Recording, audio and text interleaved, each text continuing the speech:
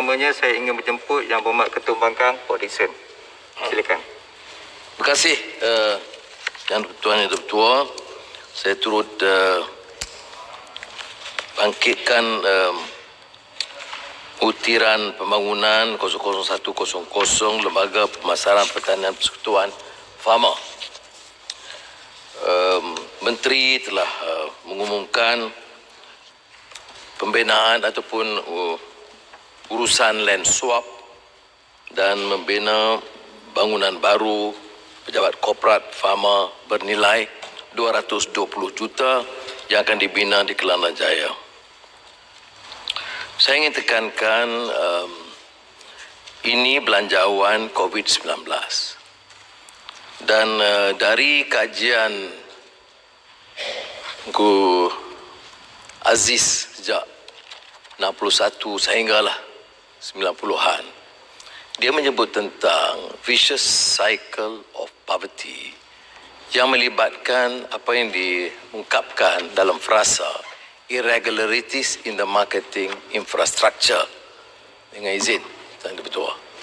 Jadi peranan farmer itu bila dibangkitkan oleh Engku Aziz, disambut oleh marhum Tun Razak dan Tun Musa Hitam masa itu, ditubuh untuk membantu petani-petani pekebun kecil dalam isu pemasaran.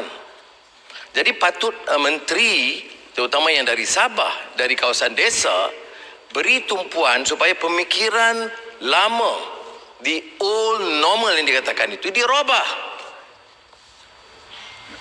Masalah pemasaran tak akan dibantu dan diselesai dengan bangunan korporat yang baru. Kata menteri dia tidak melibatkan beban kewangan. Ini tanah kerajaan.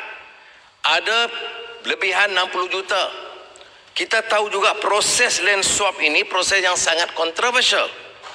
Mantan Menteri Pertahanan Muhammad Sabu masa itu menyebut kerugian ketirisan melebihi 500 juta ringgit sepanjang pelaksanaan 16 projek land swap Kementerian Pertahanan di pelbagai peringkat pelaksanaan. Jadi menteri harus lebih teliti. Apa keutamaan kita? Nak bantu peladang dan petani jual barang dia, makanan ternakan dan sebagainya, atau nak buat mahligai baru di Kelana Jaya? Itu bagi saya sangat penting, terutama dalam keadaan mendesak sekarang. Dan yang juga terkait dalam perkara ini, saya sebutkan pihak kementerian harus kembali melihat peranan farmer. Penubuhan farmer itu juga sangat kontroversi masa itu. Pertelagahan besar di antara pimpinan UMNO dengan pimpinan MCA. Kerana dilihat itu dari sudut kaum. Saya lihat dari sudut pemberasan, dari sudut lintah darat, dari sudut orang mengaik keuntungan yang membebankan dan memiskinkan petani yang memang sudah miskin. Jadi saya harap menteri, terutama dari Sabah, saya katakan, kerana masalah pengangguran di Sabah itu sudah melonjak tinggi. Di antara dari segi peratus, pelonjakan yang paling terkesan semasa COVID-19. Dan masalah petani miskin di Sabah tidak boleh dibantu dengan pembinaan ini. Kalaupun nak dijual, land swap itu boleh digunakan, manfaatkan dengan dana keuangan, membantu petani menjual hasil mereka dengan lebih lumayan. Yang kedua, butiran 04000 program khusus, butiran kecil, subsidi dan insentif tanaman padi.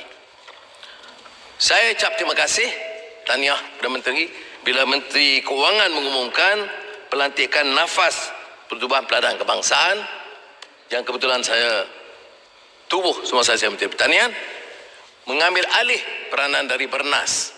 Monopoli yang diberikan kepada Bernas saya anggap amat membebankan petani. Lebih baiklah persatuan-persatuan peladang dan petani sendiri yang menguruskan. Tetapi saya ingin tekankan, saya percaya yang Bapak Menteri sedia maklum bahawa kalau tidak diawasi, nafas itu pun mungkin akan jadi satu badan korporat baru, di mana lembaga syarikatnya akan fikir soal syarikat-syarikat, anak syarikat dan keuntungan. Jadi oleh demikian, nafas juga harus diperingatkan tanggungjawab mereka adalah untuk menentukan urusan baja pembelian kemudahan kelengkapan yang lain dan juga penjualan kepada LPN itu dapat diurus dengan pengawasan yang sangat ketat supaya mereka tidak menyeleweng daripada tugas monopoli seperti mana dibuat oleh Bernas. Saya mohon beberapa minit yang dengan izin yang Pertua. Silakan. Kerana ia ada kaitan dengan laporan Ketua Audit Negara soal subsidi padi ini. Laporan Ketua Audit Negara 2018. Saya baca. Saya harap ini yang menjadi tumpuan.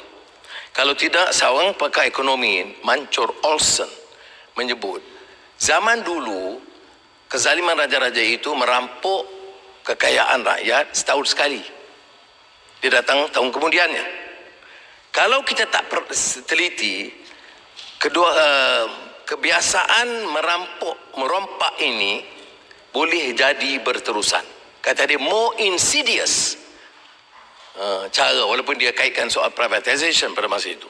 Contohnya, seramai hingga 7,000 pesawah yang telah meninggal dunia masih mendapat subsidi dan insentif berjumlah 57.9 juta. Dah mati dah ni. Dan kemudian yang tidak wujud dalam sistem mendapat subsidi berjumlah sekitar 28.9 juta. Nambah kad pengenalan diragukan 108.8 juta. Selain daripada kelewatan penghantaran baja di antara 14 hari mungkin dimaafkan sampai sehingga 278 hari. Jadi saya harap Saudara Yang Mohormat Menteri dapat memberikan perhatian hal ini kerana ini bertentangan dengan apa yang diumumkan. Yang diumumkan itu belanja besar, tapi keterisan itu lagi besar.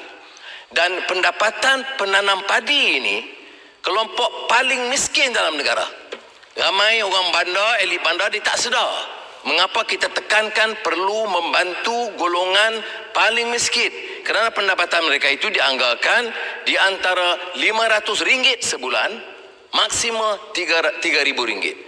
Majoritinya itu masih dalam kategori paling miskin di antara RM500 sehingga RM1,000 satu bulan.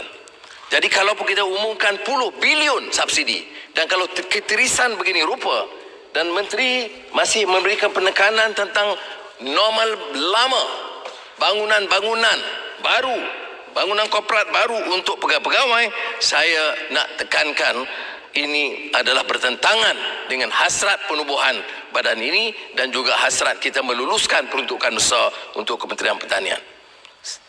Terima kasih. Terima kasih Yang Berhormat. Seterusnya saya silakan